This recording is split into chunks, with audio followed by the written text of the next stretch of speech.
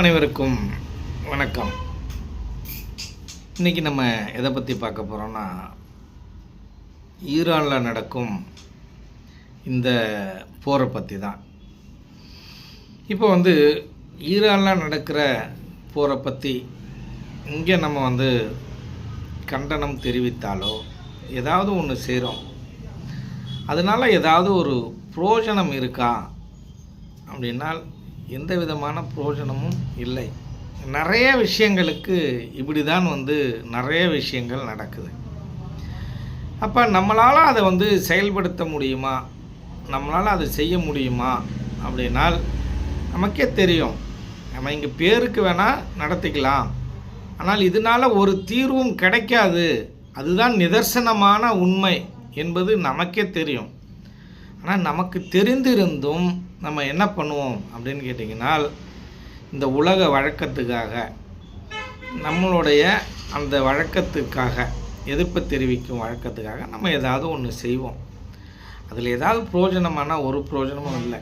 அப்படி தான் ஈரானில் நடக்கிற அந்த போருக்காக நம்ம இங்கே பிரார்த்தனை பண்ணுறது. பிரார்த்தனை நீங்கள் பண்ணுங்கள், அதில் ஒன்றும் தப்பு கிடையாது. ஆனால் நம்ம பிரார்த்தனை பண்ணும் பொழுது அங்கே ஏதாவது ஒரு மாற்றம் நடக்குமா, அவன் போகிற நிறுத்திட போகிறானா அப்படின்னா, அப்போ உலக வல்லரசு நாடுகள் எல்லாம் சர்வாதிகாரத்தின் பேரில் அவன் யார் சொன்னாலும் கேட்காம படையெடுக்கிறான். ஒரு உயிரை கொல்றதுங்கிறது அவனுக்கு தவறு அப்படின்ற விஷயமே தெரியாமல் என்ன பண்ணுறான் அப்படின்னால் இதை மாதிரி போர்கள்லாம் நடக்குது.